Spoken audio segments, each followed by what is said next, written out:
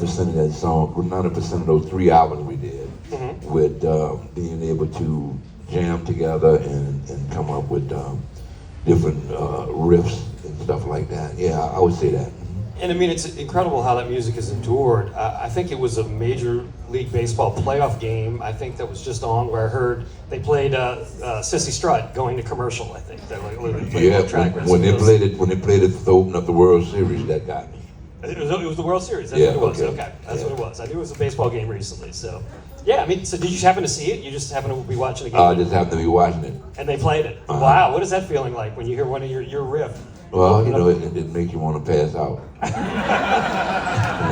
Because the artist and the writer, most of the time, does not know that their song is going to be, if you're not the publisher of a song, and you're just a writer, the first one to know about it is the publisher, because in order for to get the use of the song, to whoever was using it, they have to go to the publisher. Right. And get a license to use it.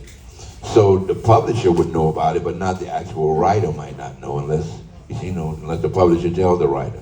So most of the time, even now, when I hear stuff on the radio and TV, I just hear it and say, okay. But unless I was a publisher, I wasn't notified, give them a license. So I'm always astonished to hear the songs pop up all over the place. As long as I get paid for it, I'm cool. That's what I was going to say. Were you happy partly because you knew, oh, there's a check coming my way? Oh, yeah. Okay. Yeah. Okay. Can I add something to what y'all talking Please, Cyril, please. Leo is being modest because my personal witness to what he does, the first person to get to the studio and the last one to leave. Any little loose ends, I'd say, is going to get taken care of by Leo before that bun come out the oven. So any like for instance, there one little part on the song called Out in the Country, where I did a line called "Was some brand new tires for my Ford," and I did a little whoa, whoa on the end of it.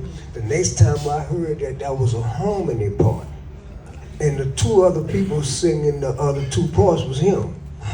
You sang both the harmony So parts. all of that other stuff you was talking about in the beginning, yeah, it was jams and everything, but somebody had to say, you know what, it can't just be no straight jam. It's got to be a beginning, a middle, and an ending.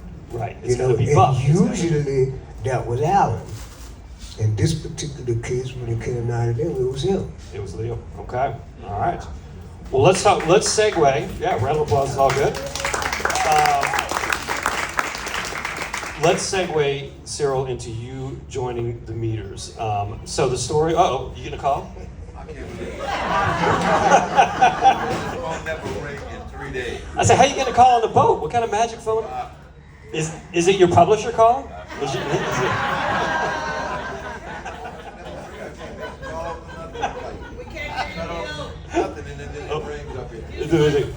What you usually like? Unbelievable. Okay, it was not his publisher, we don't think. All right, so the story has always been that, obviously you guys had played together in the earlier band. The Meters, for those first few years, were just the 4. The decision to bring Cyril into the Meters, this was ahead of the when you guys went out on the road with the Rolling Stones, 1975. Was that the story? Yeah. 75. It was a 75 tour of the Americas, I think, that y'all did with the Rolling Stones. Black and Blue album they had out. Okay.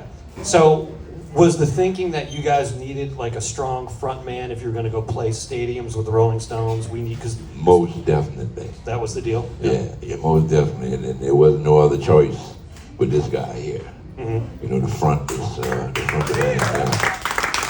But can y'all imagine how that feels? I'm just saying, it's like these guys was my heroes, and like to get chosen for that, and for that reason, what he just said, that they thought that way about me.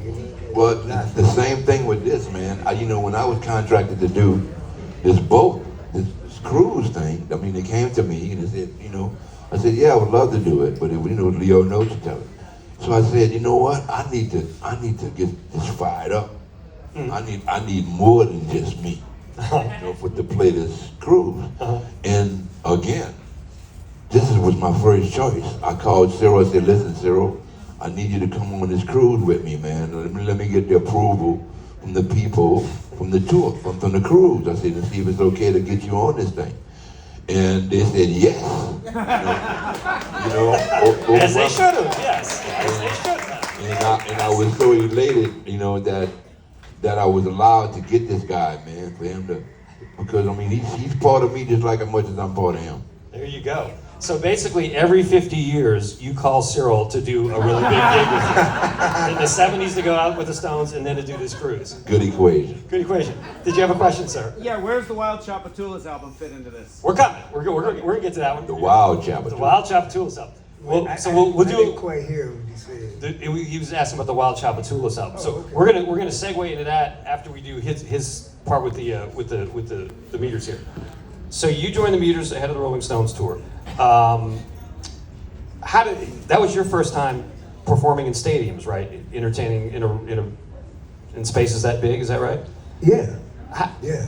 You obviously had a long history of being a frontman in New Orleans clubs.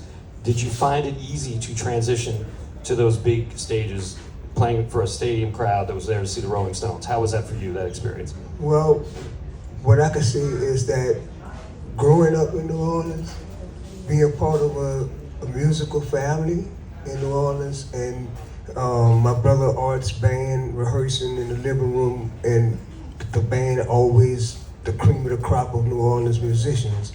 This is, how I grew up. Mm-hmm. And so it was never no question to me what I was gonna be doing, Mm-hmm. And my first choice was the drums, and that's what I chose to play. But as life would have it, as things kept evolving, it wound up where I started singing, and